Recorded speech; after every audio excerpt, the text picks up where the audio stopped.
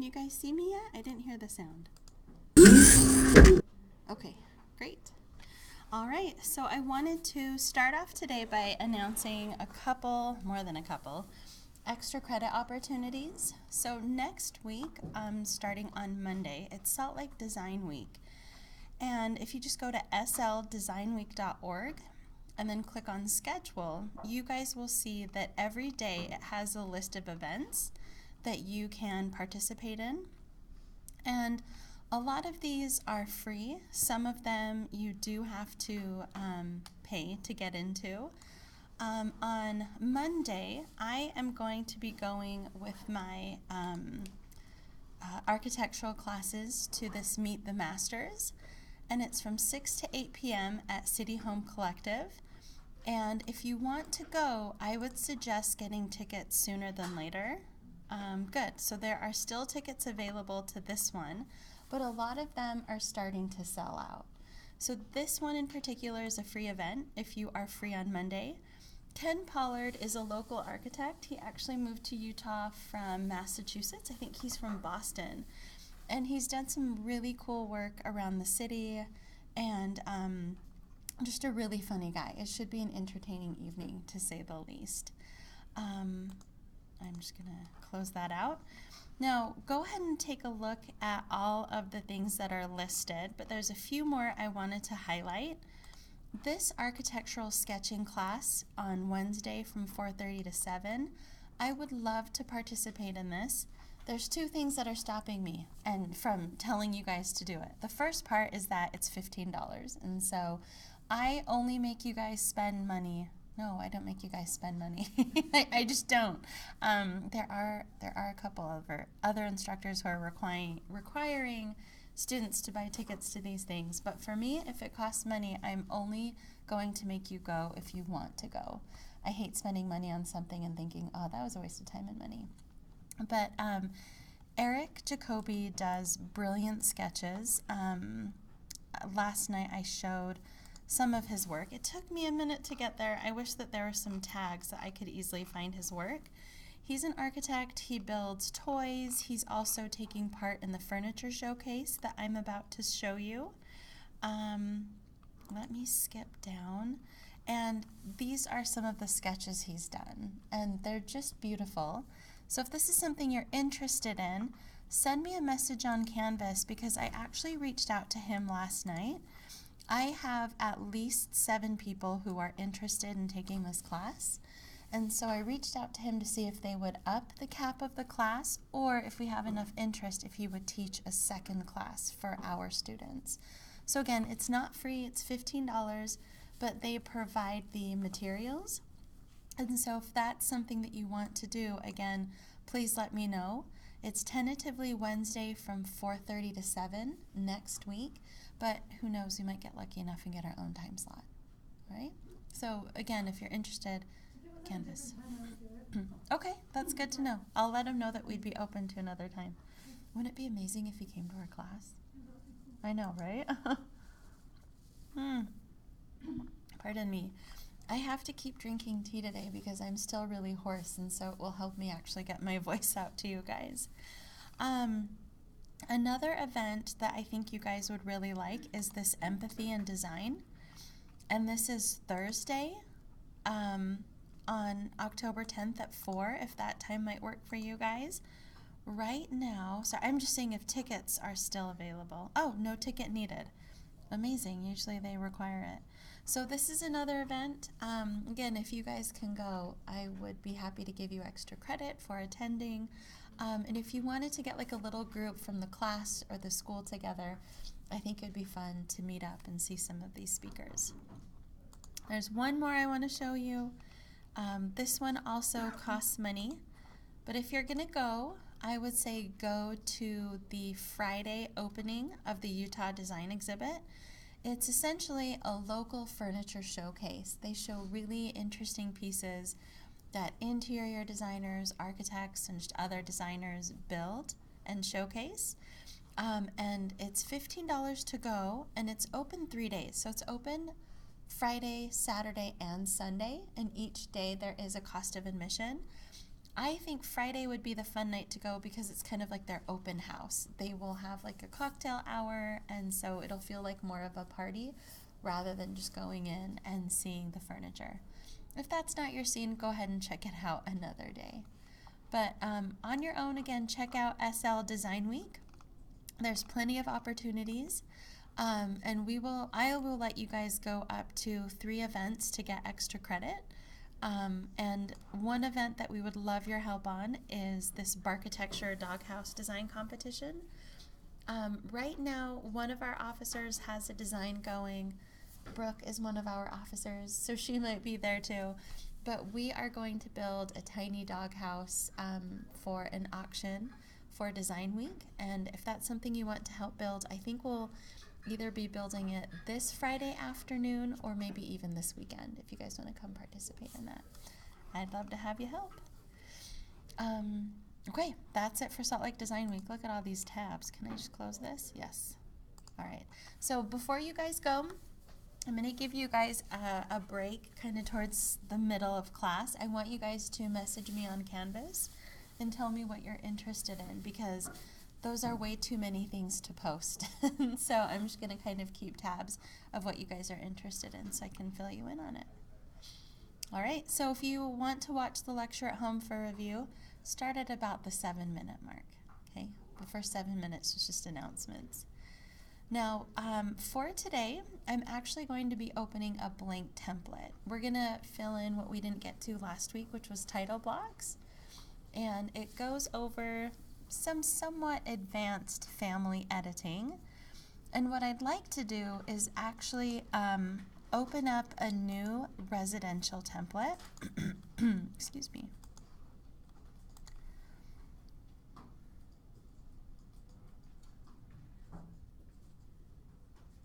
And then once you have your residential template open, go ahead and meet me on any of the sheets. So I'm just going to hang out in the basement floor plan for a bit while you guys get that open. Okay. So what I'm going to teach you guys to do today is how to edit a title block. And once you learn how to edit a title block, part of it is also creating a new title block from scratch. And to do that, it takes a lot more than just to put in a whole bunch of text boxes. So again, this is a little bit more advanced, but it's definitely something that I think you guys will feel comfortable doing, especially with a little bit of my assistance. So what we're going to do is first let's click on the title block, and just like any other family, you can click on Edit Family up here, or if you double click on it, it'll just automatically open it up. And there's a couple things I want you guys to notice. First, take a look at what file you're in now. You are in the D22 by 34. And if you click on the screen, now all of these things are kind of individual components that you can go through and edit. So we're in the family editor at this point. Keeping in mind that we want to edit this, again, my slogan for this class is turning into what would we do if it was a wall, but what would we do if this was a wall before we started editing it? Yeah, so in some way we want to duplicate it. Now in this instance we don't have a duplicate button, but what we want to do before we start editing it, and I'm going to show you guys and we'll do it together, we're going to go to File and then Save As, and right now it lets us do Family or Library. That's because this isn't a project or a template, but Revit knows it's a family. Now this next part is one of the trickiest things because we just, you know that folder where everything lives in Revit? It takes me a minute to find that because our files might be hidden. But once you know that and you know how to show your files that might be hidden, the hardest part of this is pretty much over. So let's see how it's set up here on the network. But if I go to Save As Family, and you guys can do this too, you'll see that by default, oh my gosh, I'm the luckiest woman alive. Do you guys see US Imperial? Okay, this never, ever has ever happened in my life teaching this class, especially in this lab. Never. So this is amazing. Okay, what you guys need to do is pull down on the top of that menu and remember this ridiculous path. Because again, I never get so lucky that everything is here already. What I'm going to do real quick is I'm going to take a screen grab of this. So I'm going to go to my snipping tool. Can I do both at once? We'll see. I'm going to find out in just one sec. Okay, never mind. I just have to do print screen. I'll do it the old school way. But I will get these copied and pasted for you guys.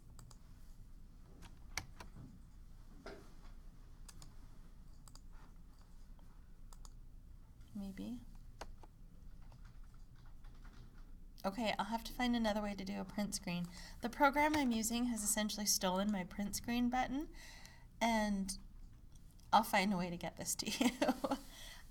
But this will be the menu that you guys are looking for. And the reason why sometimes it's tricky is that, let me see, in your Windows menu, so for example, if you want to do this at home, and you will want to do this at home, please come down into your search menu and just type in hidden files, or I just typed in the word hidden, and the best match came up as show hidden files. If you click on that, it'll take you into your settings. And what we want to do is, right now it says change settings to show hidden and system files. So by default, it isn't like that. So if you don't see this checked, let's try to get it checked again. So again, I got here by typing in hidden, and the best match came up as show hidden files. And then from here, just make sure that this is selected.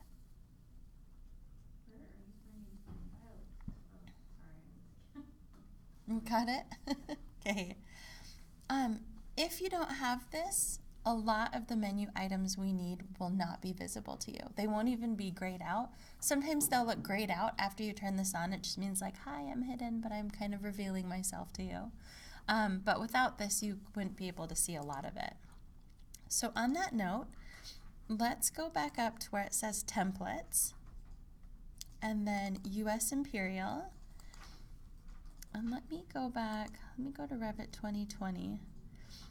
I'm going to poke around for just 1 minute because there should be a folder where all of our, I can't think of what these are called, all of our title blocks are in. And let me look at family templates.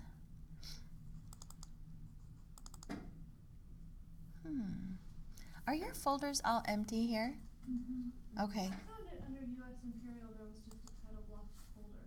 But it's empty, right? No.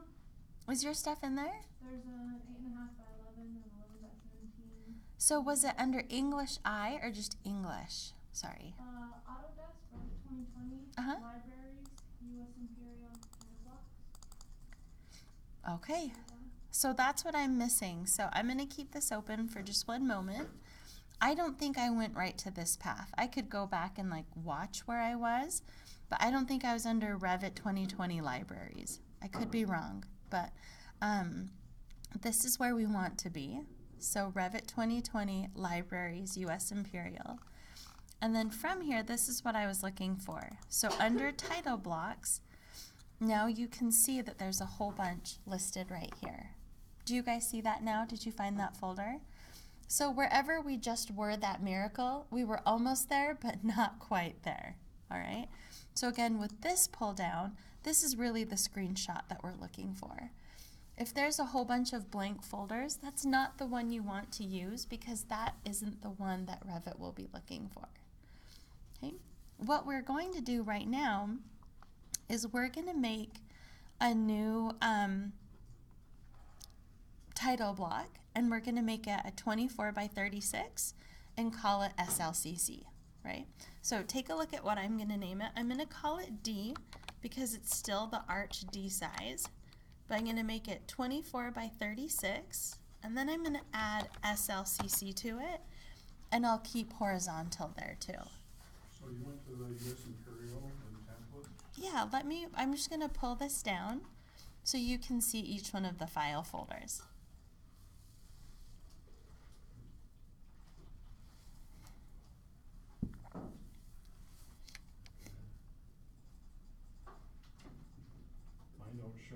Mine doesn't show those title blocks, so is that because they're hidden? Or? Let's see, so let's start, so you are in Revit 2020, right? Yeah. And then libraries? No, you have to be looking at it in Revit or it might not show it to you. Are you in Revit? Yeah. Okay, so Autodesk, let's start there.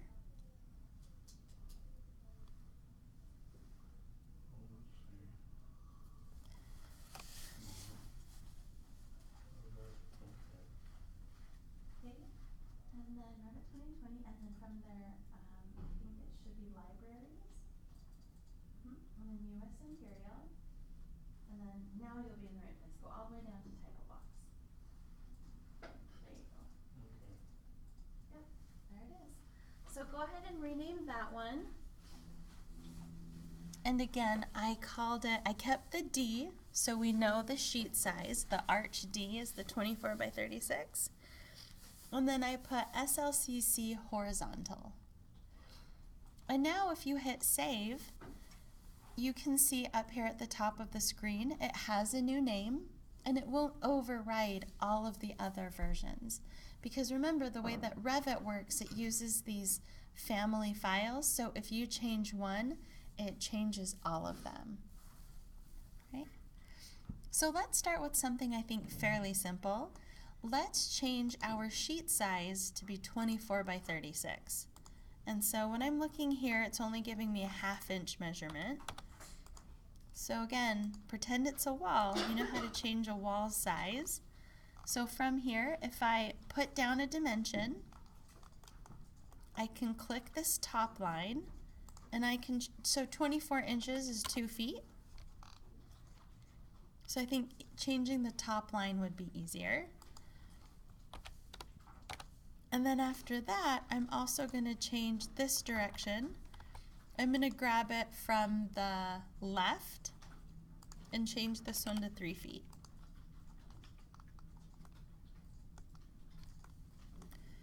Sorry, you cannot read those numbers, but it's essentially 2 feet by 3 feet. And I grab the top and the left to adjust it.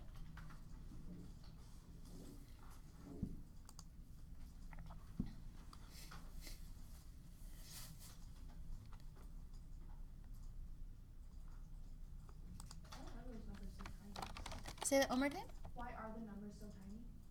Because it's printing, this is what it looks like to scale. And so in our plans, when we see something at 3/8 of an inch, it's been scaled. But here, this is what it looks like. Okay, so now that we have the paper size changed, and let me check in. Were you guys able to change that okay?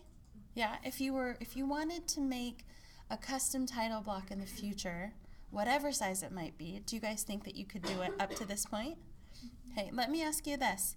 There's a couple different ways of doing it, but if I asked you guys right now to adjust these margins to go back to a 1/2 inch, could you guys think of a couple ways of doing it? Maybe? Let me have you guys work on it for maybe 30 seconds and then I'll hop in.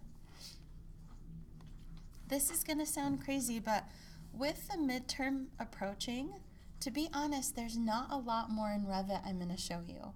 I have shown you the majority of what it does already. There's a few more things that we're gonna look at, but this is the bulk of it. And so the hope is that you guys are able to do the midterm on your own, but then I give you guys a lot of feedback on how to improve your plans, and then you do that same thing for your final project. And again, mostly independent, so that if you run into issues, I can help you kind of troubleshoot, but I'm not necessarily telling you exactly what to do anymore. Okay. I'm gonna hop in and help no matter where you are. So there's, again, a couple ways of doing it. I love my dimension strings. So I just threw one down, and right now I have a 2.5 inch margin. And if I grab this line, I can change it to, 0 space 0.5 for a 1/2 inch. And then I'd also, this one I can just eyeball, to be completely honest. I can just drag it up like that and fix it. And then the other way that you could also do it, if you love the offset, you can delete that line. And I wish I knew the shortcut. Anybody remember the offset shortcut? OF, okay? I can type in OF. In my offset, I can put that I only want it to be a 1/2 inch. And I do want it to be a copy. And then from here, and actually I'm gonna cheat a little bit. Do you want it to be a copy? Sorry? Why do you want it to be a copy? Because I still want to show the edge at 36, but I want to copy that line so that I get my like title block edge. But I'm actually going to make it an inch. And the reason why, think about holding a plan set. What usually happens on the left side? Anyone? Or even a notebook. What happens? It's like together bound. Yeah, it's bound, so stapled, glued, whatever. So sometimes I like a little bit more margin so that when the plans are open, there's not things that are getting lost. Does the line have a copy? Yeah, you could do an align. I think align might be a few extra steps. Yeah, I think that these would be like the quick and dirty in and out kind of ways of doing it, but you could do an align too. Now, tell me, what's my command to clean up my corners really quickly? Not quite. So what command helps us do corners? TR? TR, yep. So if I do TR, I click on what I want to keep, and then I click on what I want to keep. And I've got it. Let me clear this out too. So that's our new 24 by 36 sheet. Okay. Now let's get rid of the Autodesk logo. Yeah, they're giving it to us for free, but they don't need any credit. They didn't do the design. Okay. If you don't need 5 consultants, you can get rid of those. Maybe you don't have consultants. Maybe it's just you and your logo will go up here. So if you wanted, we haven't talked about logos yet, but if you wanted to put your contact information in here, just using text, can you guys click through here and find out how to do that? So what do you do to get rid of the logo? I just deleted it. Right click on it? No, so sorry, David. Let me back up. You just click on it, so it highlights, and then hit the delete key. And I grab these two, and then hit the delete key. I'm too good at the delete key. Let me click on it. That looks like it's highlighted. So it escaped from me. And now zoom in. Yeah, so it's highlighting it. And now delete. And David, if it's easier, you can swap screens so that your work screen is in front of you and then I'm to your right. Whatever's easier for you, though.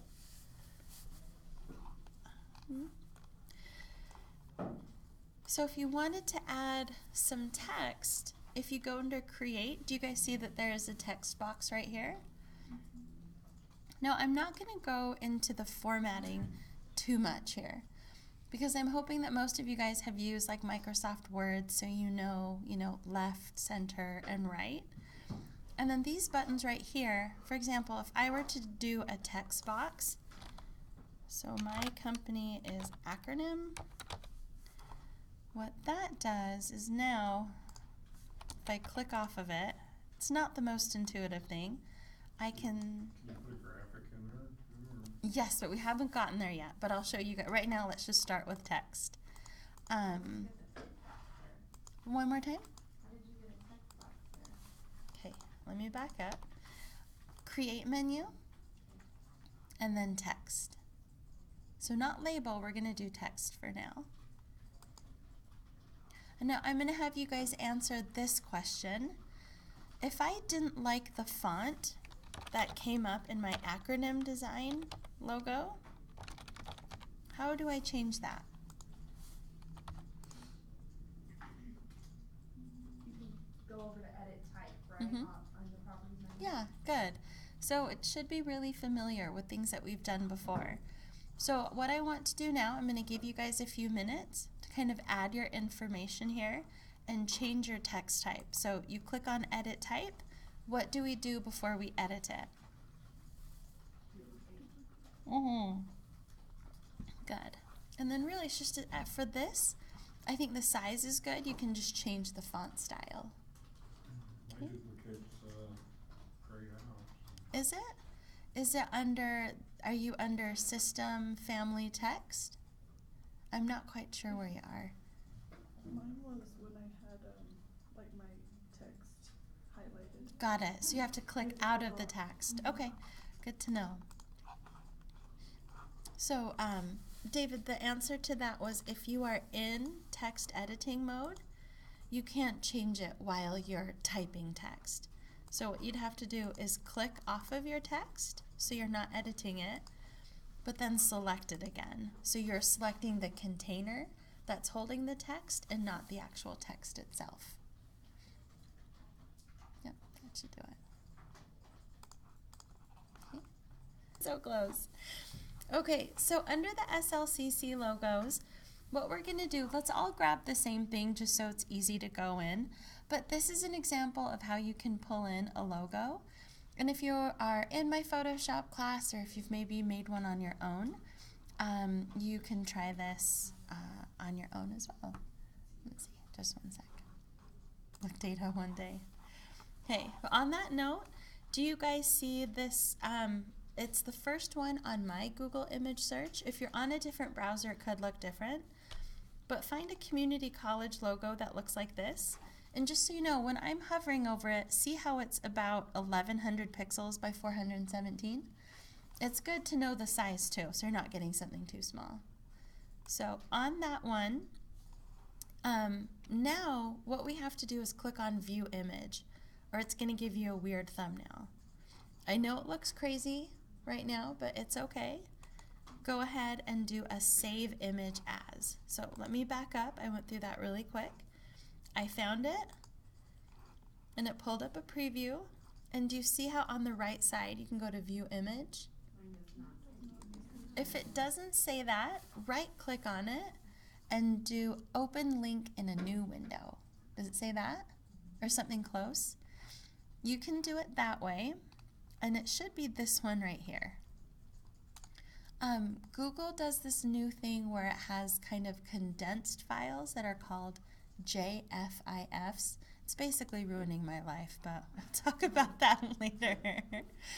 And what I want you guys to do, put it somewhere where you'll remember. So I still have a Revit folder, and I'm just going to throw it right in the main folder.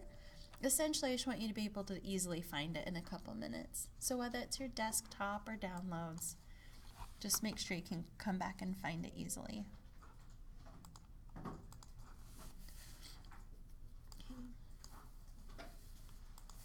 Then when you're done, meet me back in Revit, and we're going to meet in the Insert menu. Okay, I'm not sure how we're supposed to save that. So, Oh, let me go back. So are you on Google Chrome or Internet Explorer? no, I'm on Okay, so if you're on Chrome, did you find the image that looks like this? no. Okay, I'm not there now. that's all right. Open link in window. Okay. Mhm.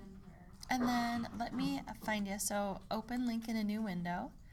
And when you did it come up here? Yeah. Yep, so now right click on it. Oh, that's no problem. There you go. It is not a problem either. And then you should be able to save it from there.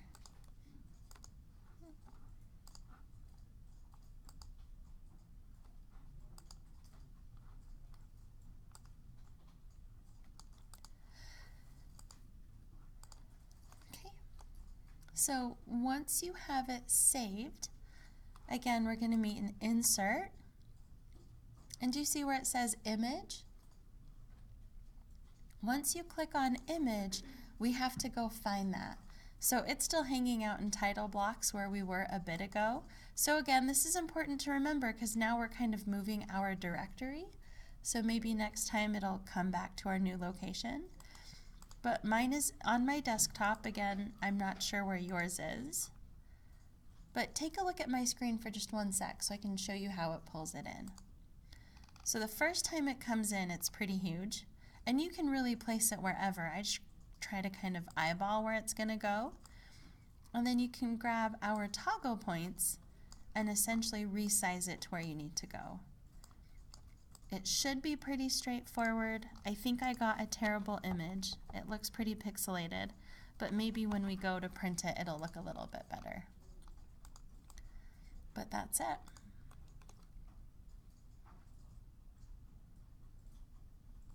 So again, we went to Insert and then Image, and you can really find any image. So this would be if you ever wanted to put a picture of like a tile you want to use on one of your sheets, you could pull in images that way. If there's like a spec sheet for something, you could do it too.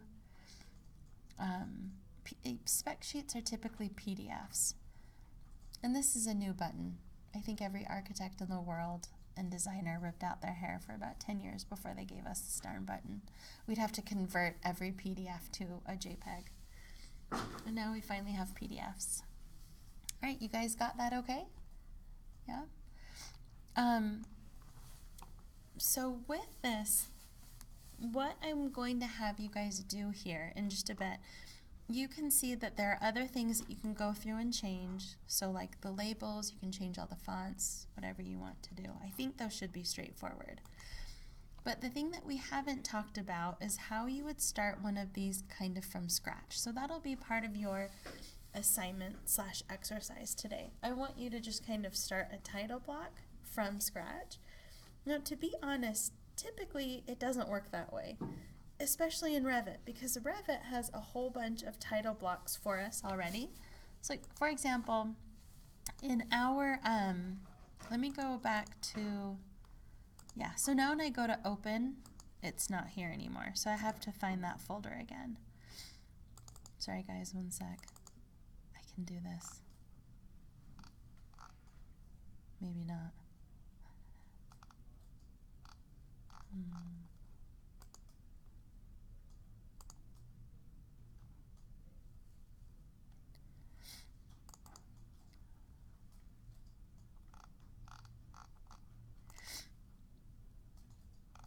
If you just scroll down on the left part of that screen where it says History Documents, it should have the lesson material.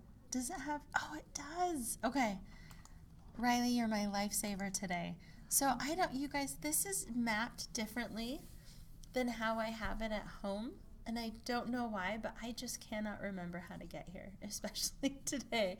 But it's important at some point. You guys take a screenshot so you remember where all of our files are. Thank you, Riley. Where I was trying to get is I want to go back into my Imperial Library. So, bless you, I can see the other layouts that are here. So, I mean, there's even an 8.5 by 11. There's even an 11 by 17. I'm going to start with the 11 by 17. This will kind of give you guys a good idea of what comes on the sheet. But what I'd like you guys to do is to create an 11 by 17 that has all of the title block information on the right side, okay, instead of down here at the bottom. So again, you can use this as kind of a template to see what kind of stuff to pull in. Client name, project name, maybe like your logo. But before you guys jump into that, let's do a little bit of a test, because one button that we haven't talked about yet is this label button right here. So labels and text are really different from one another. Like for example, do you guys still have your basement plan open? Okay, so go into your basement plan for me. And let's just take a look at this right here. So here on your basement plan, if we select owner, and let's just put in SLCC, and then under project name, put your own name.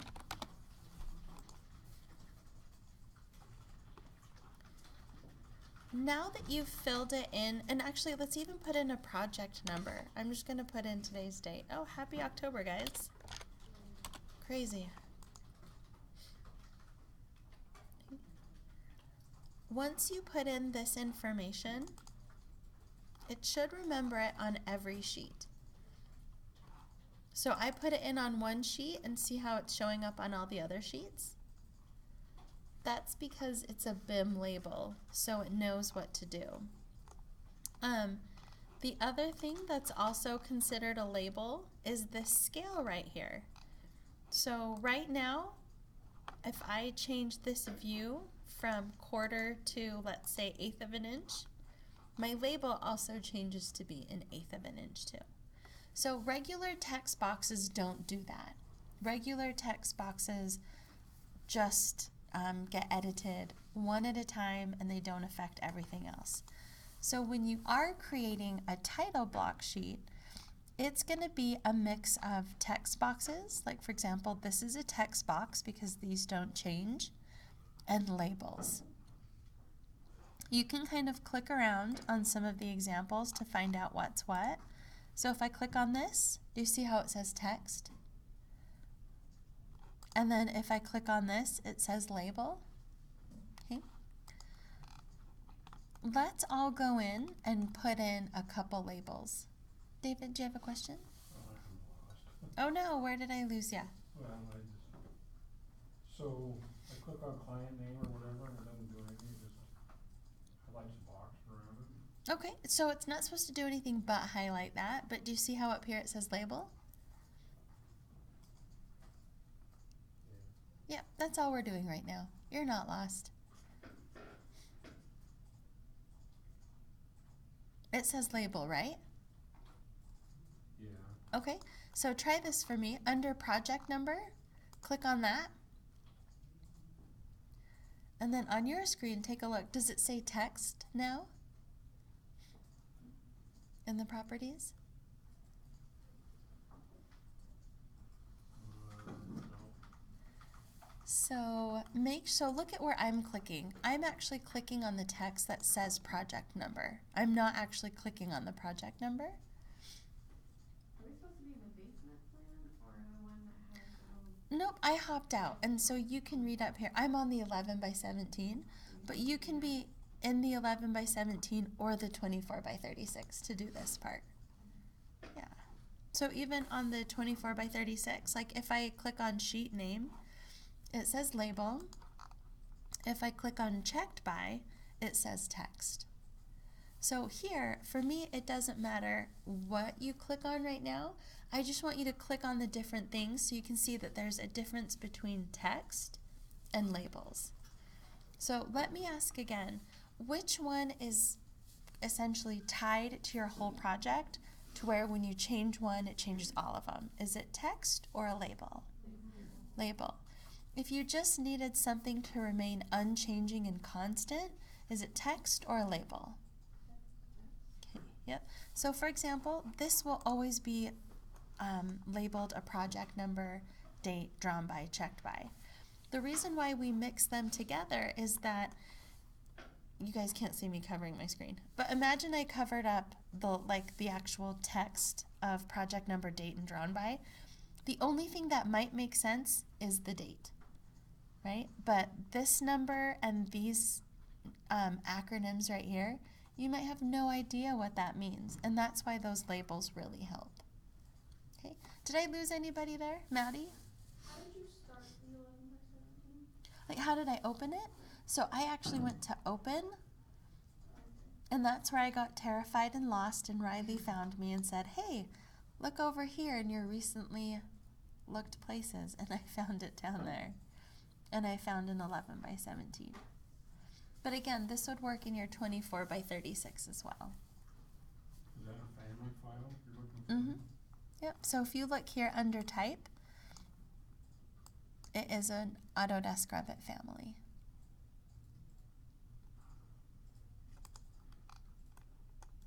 Okay. All right, I know it's kind of a quiet day, but I just want to make sure. Did I lose anybody on that? No? You guys understand the concept between text and labels? So, you fill in the date on your sheet set, Mm-hmm. it's a label, Yeah.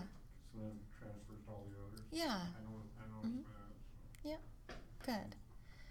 What we're going to do now then is it doesn't matter if you're in your 11 by 17 or 24 by 36.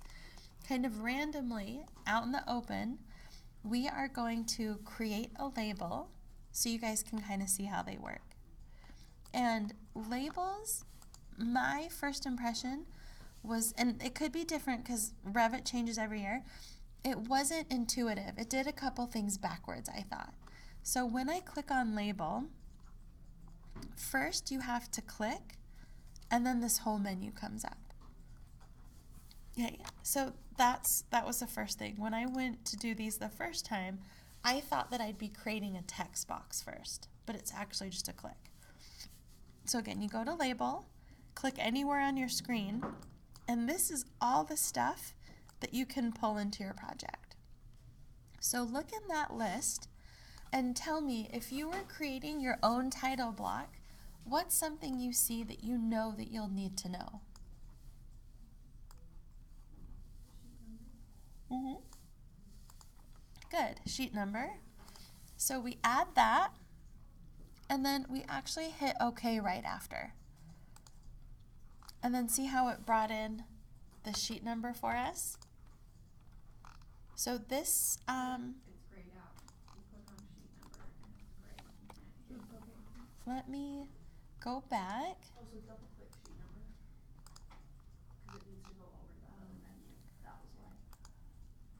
So there's also this green button here that you can add it. I think I'm just used to adding the green button. I have a horrible mouse here. Like at the end of class, my hands are just like, so I try not to double click. But a double click or this green button sends it over. And then you can click on OK. And now that you have, so I hit escape a couple times so I don't keep creating labels. But now the next thing to do that's important is to format this. Like, is your text big enough? Like, compared to this sheet number, do you think I should go bigger or smaller? Probably a little bit bigger, right? So I can go to my labels and I can look through the larger ones. Taylor, if you hated this font, what could you do? Edit type, Yep. And before you changed it to the font you like, what would you do? duplicate. Yep, duplicate. So I'm going to kind of turn it over to you guys. I'm going to make kind of a generic list of what I'm looking for in a title block. And the thing that I'm going to say to you guys is look at the examples Revit already has to kind of help you. And then if there are other examples that you've seen in our class, other classes, use that to help you too. So I actually want 2 title blocks from you guys, okay? And this is an exercise / assignment, but I want a 24 by 36. So we've already kind of started that one if you want to use that as a base. And I want an 11 by 17. So I would like both of those. And what I'll be looking for is your use of text and labels.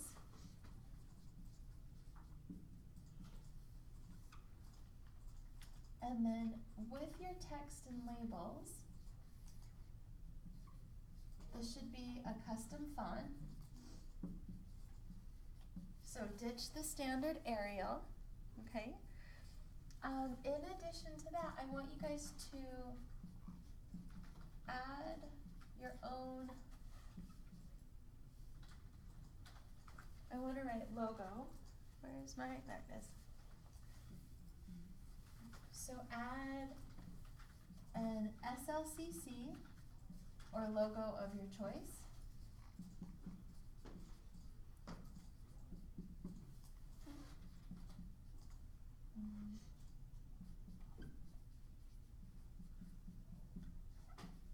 And I want you to include your contact info. And it's up to you to decide what contact information. So do you want to make this school specific, like all of your Bruin mail stuff? Do you want to do it for the class? Do you want it to be a personal one? I promise I won't email you on your personal account unless you really want me to. But I want you to kind of decide how you want to approach this. So again, SLCC logo or logo of your choice. You can go online and find a graphic that you like. Or you can just use a text box and do like large initials. That works too. So anything like that. And I think this is a good baseline. And then everything else, just really take examples from what already exists out there.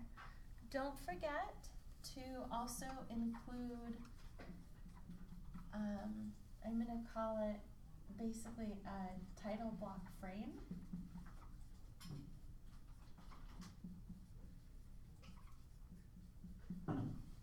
So that would be this line work right here. Okay, so some sort of a frame around it. So your first line should always be the sheet size.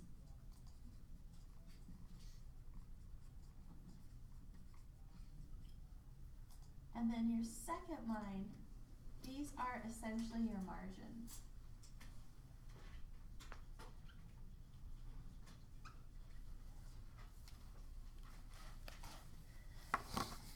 Now there's one thing that I didn't talk about that I do want you guys to include.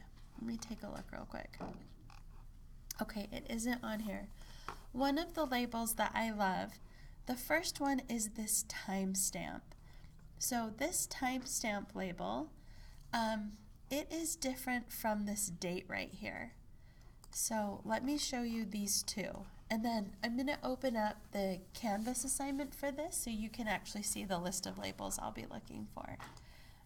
But on the labels, these are two that you may not have seen yet. Let me go. Okay, one is called a date/timestamp. And what this does, this tells you exactly when it was printed. So the reason why I love that is that even though the date here says January 2000, right? That could be like the project issue date, but this tells you if it happened before or after. And these are typically tiny. So what size is this? This is 3/32. I'm gonna copy that one. Yep. So this first timestamp label should be tiny. Okay. Do you guys see the difference between a timestamp and then the actual date? Okay. And then the next one that I always include on mine too, I'm surprised it's not here. It's almost always an Autodesk feature. But if you go back into label, there's also one called something like file path menu. Yep, file path. So if you ever think you lose your work, this one won't show up, but it gets really long. So make sure to give it lots of room. It tells you exactly where the file was located that you were working on. So that if you're in an office and two people end up working on the same drawing, you can go look at the file path. And the reason why it's hidden over here on the left or right side is that you really do want it out of the way. It's kind of like background information for us. So I typically hide mine on the left so that even if people are leafing through it, they can't see it. Just kind of hide it over here. So again, I have the timestamp and the file path, and make those as small as possible. Okay. I'm going to pause the lecture for, no, you're okay. I don't want you, I want you to think about it as this is something you already know. I think that's the easiest way. It's something you already know. So let me back up here. Let me answer your first question. How do you even start, right? So you could start, we started out by opening one that already existed and doing a save as, right? But if you're starting from scratch, you would go to File, New, and you'd create a new family. Okay? And from here, you should be able to pick, I went too far. Let me see, you should be able to have, oh, it's under Titleblocks. Okay, So even under new title blocks, you can grab a generic size, and you could even go to new size, and then you just, so with new size, it's really not that different. It just has this ready for you. So you can grab these lines and change the size. Right. Okay? Does that answer the first question? Yeah. Okay. And Now the second one, how to insert it. Let me come back over here. I'm not going to save the change to this one. Now this is my 24 by 36, right? So if this was a piece of furniture that I downloaded off the internet, because those are families too, how would I load that into my project? load in project. So from here, I'm going to go load into project. I'm going to save the changes. And it looks like I only have one project open, right? Now, it didn't work in the first floor plan. Where can I actually see a sheet though? What view do I need to be in? Yeah, I need to go to a sheet, so let me go back to that basement plan. Okay. Now again, pretend it's a wall or a tag. This isn't the one I want anymore, right? And you know, we don't know that. Let me click on it. Reading it, is this the one I want anymore? No. How could I see if the one I want is loaded in here? Even easier, yeah, pull down. Do you see the right one now on that list? And then it updates it for you. So I'm sorry I wasn't making the connections as we were kind of going along, but Revit has this pattern where once you know how to do one thing, it's really the same thing with all the other things. So like creating the labels were new today, but you already know how to edit text types, right, by duplicating it and changing the fonts. And then you already know how to resize stuff by doing dimensions. I think the thing to remember was that because it's a family, it works just like furniture and even some of the labels that we've worked in. And so look for those clues to kind of help you. Okay? So try it on your own. And again, what I'm doing right now, I have this assignment created, and I have some of the labels here, but go ahead and look at the, excuse me, I'll have you guys look at Canvas so you can see all of the things that I'll be looking for. Okay. Give me just a sec to update this one and I'll post it for you. Okay, let me show these to you just so you can see them. I separated them because last year I had them all due in the same assignment and it was really hard to grade. So you guys are actually going to see two assignments. Let me open up both of them here. Maybe.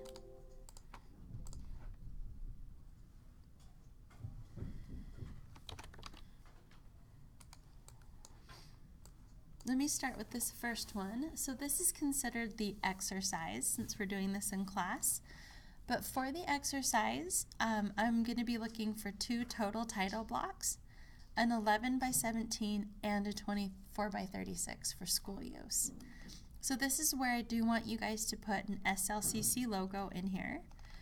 And then in addition to that, I have everything listed here. SLCC logos. And the reason why it says slash is because you're going to be doing the same assignment, but for your personal or professional use. So I'm kind of using the same rubric to grade both of them. And if it's confusing, I can kind of flesh it out so that each have their own requirements, but a lot of them are the same. So it'll either be your name, so like an SLCC, it would be your name. If it was your project, it would be your client name, or your assignment, or the project name. Okay. Sheet numbers, sheet name, scale, date, timestamp. So essentially, I let you know when you need to use a label versus text.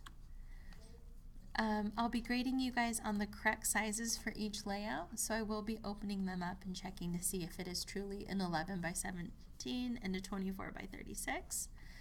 And then you also get points just to make sure that everything is visually pleasing. And that also includes custom font selections and correct font sizes. So on those like tiny like date stamp and file path, make sure that those aren't huge labels, right? And also take some time just to make sure everything looks like somewhat symmetrical and balanced. That at the end of the day, the best thing I can say is just make sure it looks professional and not like it was thrown together. So there is this one, the professional/personal. And I just put here, if you have a logo, please use it, or you can use text to create a nice graphic of your initials. That's really as straightforward as it needs to be. And then you have the SLCC one. So in total, between those two assignments, you'll be turning in 4 title blocks. Okay? So what's the project name? Sorry, one sec. What was that, Maddie? Like a Revit file in the PDF. Uh-huh. Yep. And then, Heather, what was your question? The project name is, what are we naming it? So for now, it'll just say project name. Like, for example, if you go into Revit, before you actually give it, before I called this Nyman Awabi, yep, it's just waiting for you to fill that in. So that's kind of an empty container. And then once we start using it in a project, then you can call it like midterm, or you could call it, what does Jerry call her final project in handdrafting? Does it have a name? Not really. Okay. I mean, whatever our client Yeah, was. the client. Okay, so it could be like, Mr. and Mrs. there you go. Yeah, so you can call it something that's school specific, like midterm, or if you know your midterm's gonna be a yoga studio for Mr. and Mrs. A, then you can call it yoga studio for Mr. and Mrs. A. And one thing I have found, so under my project name, it rarely ever fits horizontally the way that it is in Revit. I typically have to rotate it vertically so I can get all of the information on it. Because like Nyman Awabi, super easy, but yoga studio remodel for Mr. and Mrs. A on Main Street, that's not gonna fit. So play around with that too to make sure you have enough real estate for it. All right? So now we're gonna kind of go back and review some of the stuff that we did on Tuesday and get into dimensioning a little bit more. So to start off, what I'd like to do is have everybody delete the dimensions that are on their plan, and we'll kind of start them over again for this project. So do you guys remember how you can select all of the items in a project so you can quickly delete them? What's an easy way of doing it? So right now I have one dimension string selected. What should I do next? Maddie, do you know what to do next? Right click, Uh-huh. select all. Good. Yeah, and this time I'm just going to do an entire project. So it just grabs everything. And then once everything is selected, it's as simple as a delete. So I'm going to do that one more time. Sorry? Just for the view? Or the I said entire project. Let's just get rid of all of them. Okay, so I'm going to do it one more time. Click on one dimension, What if you don't have any dimensions shown? then go to VV and make sure that they're on. So VV, annotation, and then just make sure dimensions is selected. Were they off, Heather? Okay. Right. So again, from here I'm going to select one, select all instances in entire project, and I'm going to hit delete. And I'm going to go ahead and click OK to unconstrain. I may have put something centered. So Are you projecting right now? I thought I was. Am I not? Yeah, I can see myself over here. Maybe you lost me. Oh, you have something over it on the other side. I do? No, I like drug it, I forgot. Oh, I just okay. had brought something over to my monitor. What does the icon look like for you guys so I can tell Riley to look for it? On mine, it's this little green circle made up of circles. Is that what you guys see, or is it different? A little, yeah, Yeah. like screen. A newspaper screen? Riley, do you see a little newspaper screen at the bottom? Yeah, but it's open, but I don't see it, and it's not behind my Revit or anything. Okay, let me stop and start again. Sorry. No, you're fine. Did that work?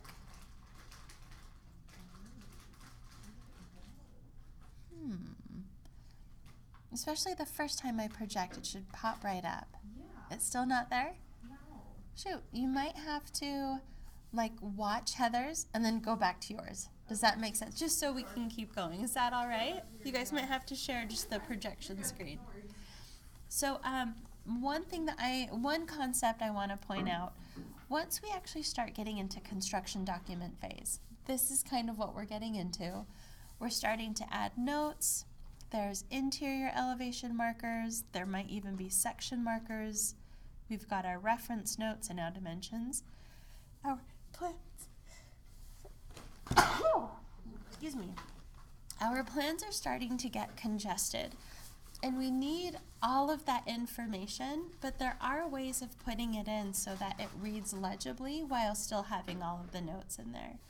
So with all of your plan sets, remember, I don't want you to just go through and put in the notes and the dimensions, but I also want you guys to take the time to make sure that they look professional and legible and they're not congested. So like the legible and congested thing kind of go in with one another. So as we're putting in our dimensions, you'll see kind of what we can do to make sure that they look right. Now I only have a couple windows in here. I'm going to throw in a couple more. I think we have two. Okay, I do have two up there. I didn't get as many in as you guys did. Is there one over here, right? Mm-hmm. And then is there any more that I'm missing? Or is that pretty much it for the most part? Okay, my windows will be different from yours, but it'll be enough to kind of get us started. So for this lecture, we're going to talk about two different types of dimensions.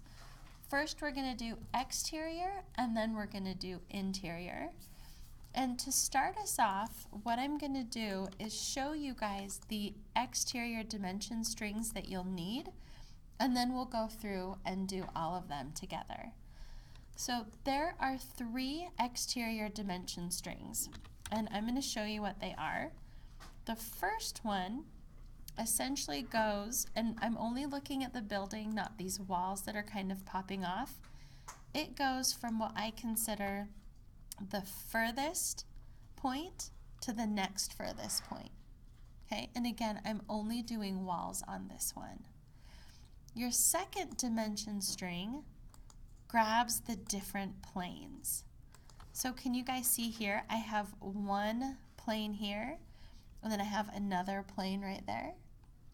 So so this one again is my overall, and then I've got my plane, and then after that, we have our opening dimensions. So openings go from the edge of your plane to the center of the opening and back to the edge of the plane. I only have one window here, so that wasn't very exciting. But before I'm done, I'm also going to show the location of my door and then the edge of my window. So this is how the contractor can place where everything goes. So do you see that I'm not actually measuring out the size of the window? The reason why that is, the size of the window needs to be on the schedule. So rather than saying that, okay, this is, a 3-foot window right here, or 3'6", they're going to look at the schedule to find out how wide, how high, and everything else that they need. The other thing is, by centering it, I'm just going to do a quick example up here. If I were just to draw a really quick example of the house that we all drew as kids, or maybe we did, I don't know. Let's pretend that this door is in the center, right? If we went on our plan and we said 2 feet, 3 feet, and then 2 feet again, right? By the time we order the door, we might find out that the door has casing and frames around it, and so the actual door is like 3'6". So if our contractor starts here and goes 2 feet, and then ends up with 3'6" here, see how I'm only left with 1.5 feet there? So by centering it, it ensures that it's going to be centered in the location. So if it's a little bit smaller or a little bit larger, it'll still be symmetrical as to how you wanted it to actually look. Does that make sense why we do it that way? Now, there are times where you need a window exactly 1 foot away from a corner.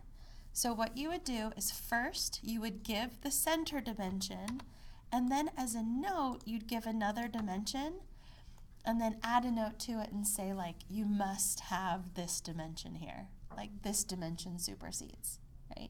But you'd always start with that center dimension.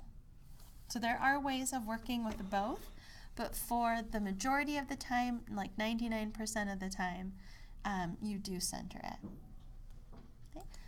So any questions on these three? So on the outside, you're measuring to the outside of the walls then? Yep, exterior always goes to the exterior. So I'm going to have you guys do them with me now. So let's start with this north face up here. So this is the top face. And we're going to start with our exterior, or our overall dimension string. So DI, find your furthest point out, your next furthest point out on the wall, and then drag it up. And our dimensions will all be slightly different. Like I'm getting just under 37 feet, but depending on how you drew your walls, the walls you included, you could be even like a foot off from where I am. Okay. And again, after your overall, we're going to do the plane. Am I doing my dimension wrong somehow? I don't know. I click on the far wall and then the other wall, Uh-huh. and then when I drag up, it like goes away. Am I So, on the wrong plan? do you have any dimensions on your plan right now? If you don't, it could be what Heather ran into. In her VV menu, she just had dimensions completely off. Oh, are you clicking out to the side again though? I Just when you think my drag it up? dimensions are off.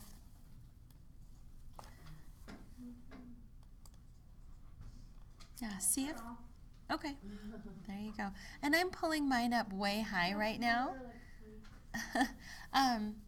So it's been listening to ya. So I'm pulling mine way away right now. I'll pull them back in here in just a minute. But again, exterior, plane, just like that. For those of you guys who are used to working in CAD, you probably hated moving dimension strings because you had to move everything single one separately. Not the case in Revit. If you grab one, it's going to move all of them. Is it supposed to highlight the center of your window? I thought. Uh-huh, yeah. So it should, let me do DI again. So you should be able to kind of hover in the middle and a blue line should pop up. Right. That's what I thought. It's not doing that. Okay, if it isn't, what you can probably do, I hit escape. You can even go to reference plane and just draw one in, right? So see if you can even get a reference plane in there. Maybe depending on the window type you used, it doesn't have its midpoint being shown, but you can use that reference plane to help you too. But I think most windows by default will have it in there. Let me know if does the reference plane find the center? Okay, use that. When you tagged the windows, it was all by type of window then. So everything was the same size and for the same tag on it? Yeah? Okay. Sorry, The was that? doors were all individual doors when they were. Yeah, so yeah, doors are individual and then your windows are per type. Yeah. So you can see I have 271s. Yeah, that was pretty much. Yep. And some offices do it differently, but for the windows, it's easier for the window manufacturer to know I have 5 of this type, 4 of that type. So you're not numbering the windows, you Mm-mm. just go by type. Yep, and then in your schedule, you'll do a count. And Revit will do that for you. Okay, Not finding the center of my door either. so But because I have my doors and windows off, do you not have them on right now? Yes. It's just looking for if it's not there, there's nothing to grab. Okay. I'm gonna do this next side too, and then I want you guys to go around and finish the other two sides on your own. So remember, first dimension string is the overall. I always start with that one. And then after my overall, we do plane.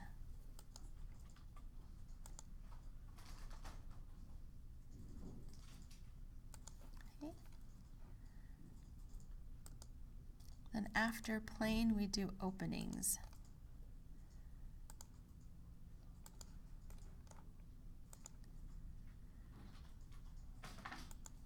This is one of my favorite things about Revit. I spent many years in CAD trying to find the center points of windows.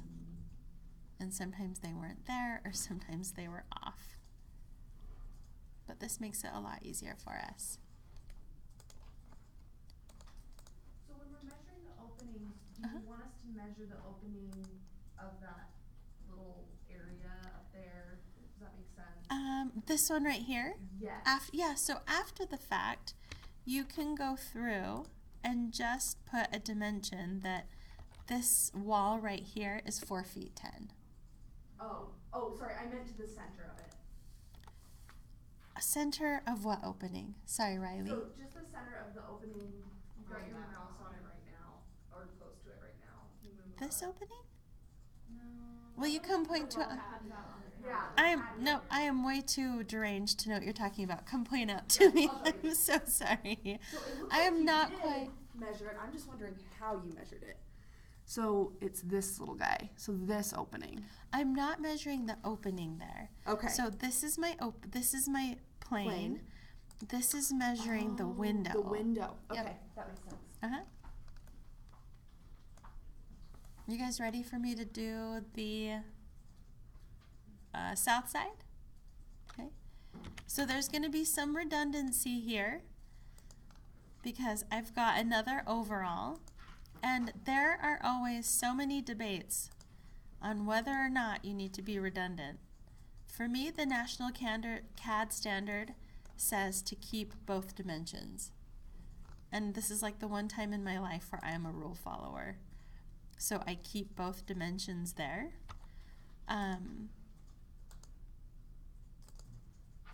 And then here, you could actually end it there because there are no openings on this face. But just remember, you always have to at least finish the plane. So I wouldn't just go to the center of the window and then stop. You need to make sure that your contractor can measure from either side.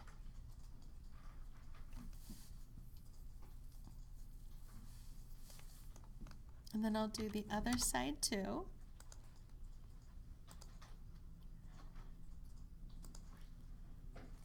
This is where I turn into a total dork because I get so excited. To me, this starts looking like a construction document, like something someone could actually build.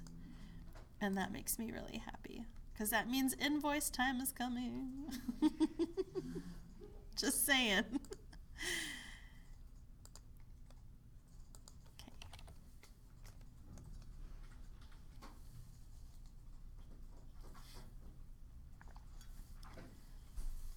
Later on in the semester, I actually teach you guys how to make duplicate views of the same sheet. A lot of times, especially for our students, you guys get so overwhelmed with all of the notes that I teach you how to essentially make a dimension plan and then like your noted plan. So essentially your dimensions go on its own sheet. But for now, we're going to keep all of them on one. So tell me again in unison, starting from the furthest out, the 3 dimension strings. What's the furthest one? Overall. Yep, overall. And then starts with a P. Planes. Plane, and then the last one, opening. So it's basically OPO.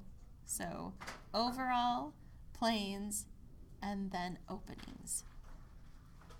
Those are the 3 things, the 3 strings. And there will be some projects where you might only have an overall. Like if it's just one solid surface wall with no planes, no openings, you might just have that. So just remember, different walls will have different dimension strings. So you have to have at least one, but you could have up to 3. Okay?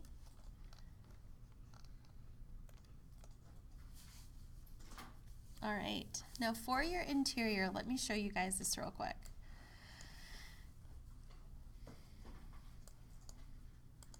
On your interior dimensions, I put centered or right of face. That might not mean anything right now.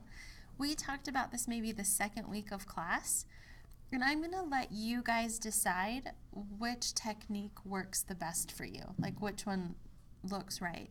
Because to be honest, when you go to a firm, they're gonna tell you how they dimension and you kind of follow that dimension. I worked in a firm where, you know, there's 3 different teams, and among those 3 different teams, there's like 4 different ways of dimensioning. So in this class, I'm going to be a little open with it too. My standard way, let me go into a detailed view so you see what my walls actually look like. Oh, this is hard for me. My eyes will struggle. If I miss the outside point, yell at me. I have a hard time seeing the difference between these 3 lines. But when you do an interior plan, what you guys have to remember is that your contractor has already built the exterior shell of your space. That's up and standing. And from that exterior shell, they're going to start putting in these walls right here. Now, one thing that gets a little bit tricky is that I know that in CAD, right, CAD, my best friend is from Nebraska, so it comes through. Ah, well, hello. We'll talk about the whoosh later. I know that in CAD and maybe even in hand drafting, correct me if I'm wrong, do you guys dimension like this? So this would be right side of face. Does that look correct? Yeah. So you basically go through and you just say, these are where my walls are, until you get back to an interior point. Now this works. Contractors can do math, but think about how a building is built. Does drywall go up first? Drywall does not go up first. First you do the stud walls, right? And then you do drywall.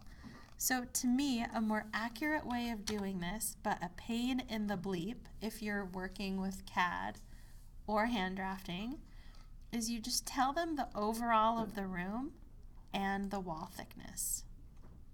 Okay, this is my preferred method. It is really graphically heavy on your plan because you're including that much more information. Like that little 0, 6.5 and that little 0, 4.5, that's taken up some space. But to me, that's pretty accurate, right? The other thing that you could do, again, thinking about how contractors actually put their walls in, you could just find the center line. Finding the center lines in drafting and also in CAD is pretty impossible. This is probably the most accurate way because, again, they find the center point of the line, they put in their, the base plate for their studs, and then they build out from there. But for this project, I put centered, so either one of these would be centered. And if you're in drafting right now and you're kind of in that right of face mode, you can keep doing that. The thing that I'm looking for is consistency. So just pick one and go with it. Okay. One thing I didn't cover as I went through these is putting in the openings too. So with my openings, and you guys will have to let me know how Jerry does it. Does Jerry put her openings and her walls on the same string? Maybe. Okay. So again, consistency. I typically do mine separately. Okay. So I have one that shows the overall of the room and then a separate one that is showing where the openings go. So you let me know. You could even just do this one with the entire dimension string. Again, the thing that I keep thinking about is the contractor building it. Do they want to do all of this math to figure out where this wall is? So if you're doing the right of face and the width, Uh-huh. are you going to the studs or the? No, you're going to the face. So if you think about people who are in Revit and hand drafting, they can't show a 1/2 inch of drywall or a 1/4 inch, especially on a plan view. They can do it in a detail view, but not a plan view. So it's just going to the far exterior face. So if we want to do like center point of the wall, Uh-huh. would we still start at the exterior edge? You would still, because you can't start from the center of a core that's already built. Because remember, this wall is already here. Yeah, okay. Okay, so you just start. basically center of interior wall. Mm-hmm. Okay. Yep, center of interior. Yep, that's a good way of putting it. And then remember, you have to grab all of your walls going vertically. I consider this the vertical direction. So I missed this one right here. See how this wall's not being accounted for? What you can do here is see how this one already exists? I can click on it, and do you see how it says Edit Witness Lines?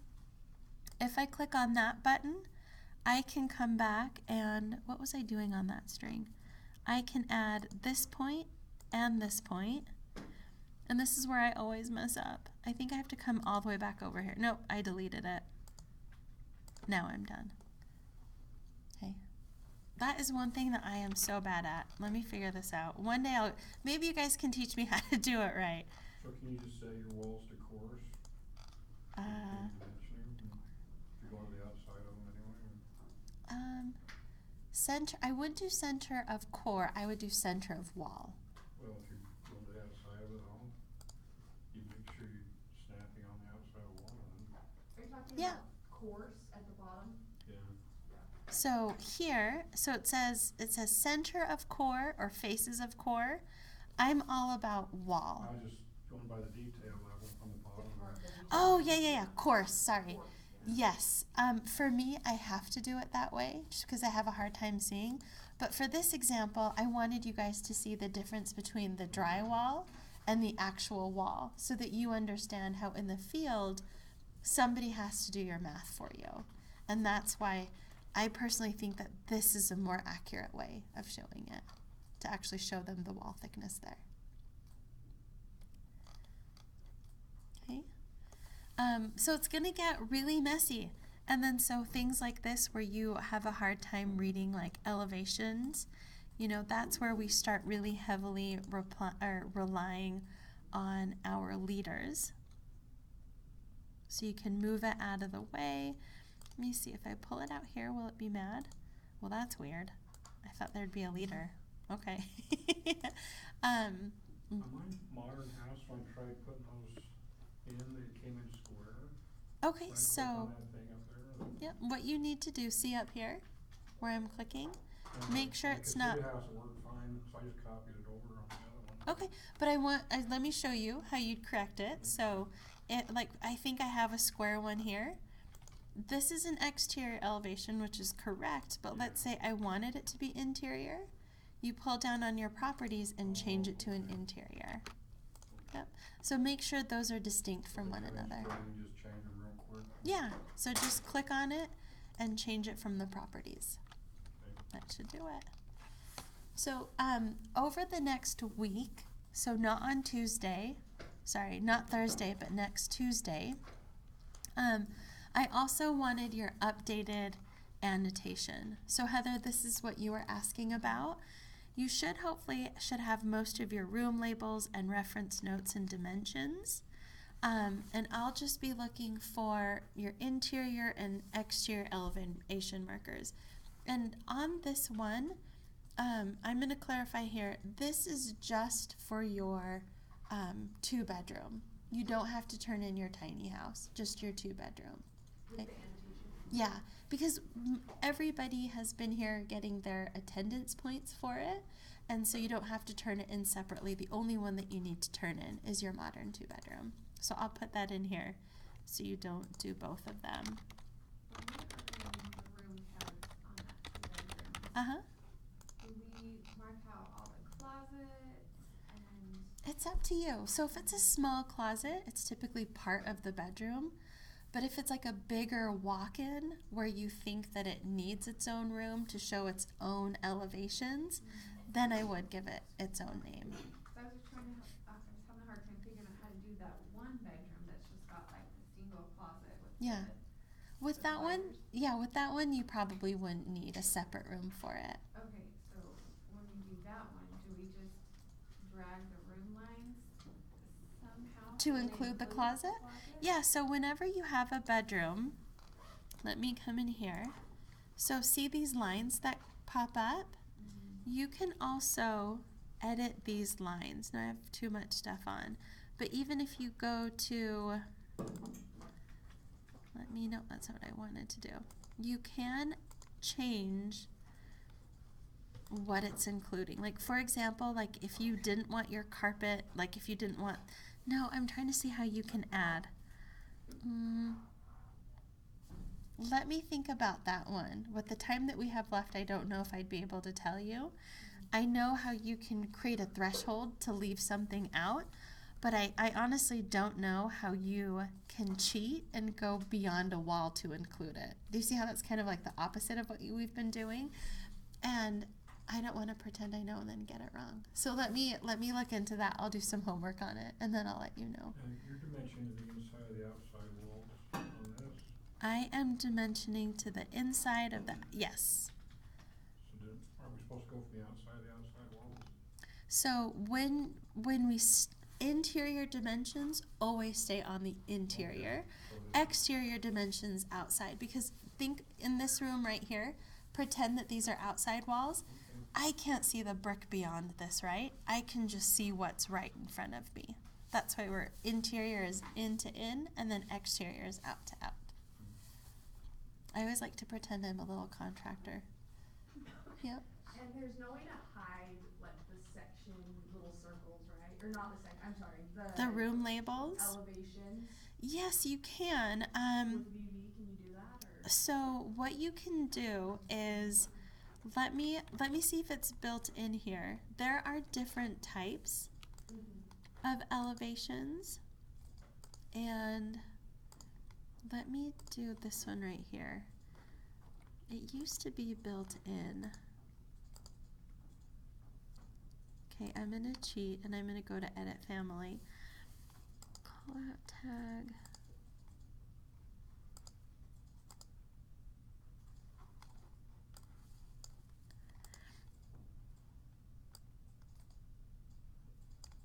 I'm gonna click on these just to see if any of them are smaller. Nope, didn't like that one.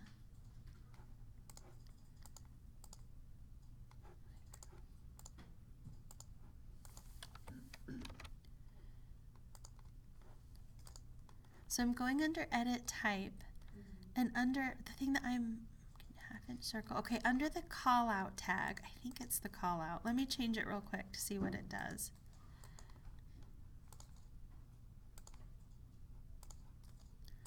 No, that wasn't it. Half-inch circle.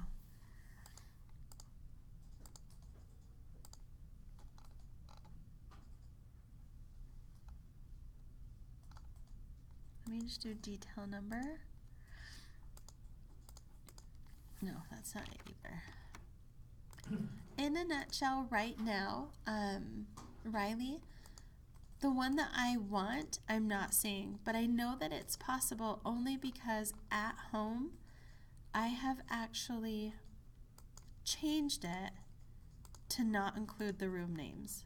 Oh. So I think is it this one? Let me place this one on, I think it would help if I place this on a sheet. And you can play with it too, because you'll see automatically what it's doing. Let me do, okay. So this is my living room, and that's my dining, that's my kitchen. Okay, let me go back here. All right, so see how that made it a lot smaller? Let me show you that one more time. So I click on the center of the elevation. You know how there's 10 places you can accidentally click? So click on the center name and then go to Edit Type and change it to, no, sorry. Okay, where it says 1/2" circle, click on that, and then from here, right now it's filled arrow with view name, Yeah. and that's what makes it crazy. Okay. Use the one above, so 1/2" circle, filled arrow, and it takes off the view name. And then they're just going to have to go to this sheet, A13, and look for 1, 2, and whatever. This is the one I prefer. That's actually the CAD standard. So CAD standard isn't the view name. CAD standard is the number. You guys want me to show you that one more time? Sure. Okay, click on the center, Yep. Edit Type. Under the 1/2" circle, that's what you want to change. We're changing the 1/2" circle. And instead of it being filled arrow with view name, we're just going filled arrow. Okay. Yeah, that's better. And that'll make your life so much easier. So everybody, I would suggest you guys do that. And then you'll have a lot less of the congestion that I keep talking about. All right. So remember, Thursday, in 2 days, it's just going to be essentially a midterm review / prep day. So you can actually start working on it in class. All of us will start our file together in class, and that will include doing a CAD import. You can use my generic base file or the file you already used in Kristen's AutoCAD class or Dustin's class, depending on when you took it. And then it'll also include importing your title block. So if you're not done yet, it's okay, but I'm going to teach you guys how to do it, because for the Revit final, I'm going to have you guys decide if you want to use your personal, professional, or your SLCC one. Okay. You mean the midterm? Did I not say midterm? Said final. Sorry? I think you said final. Did I say final? I'm sorry. Anyway. Midterm. Okay. All right.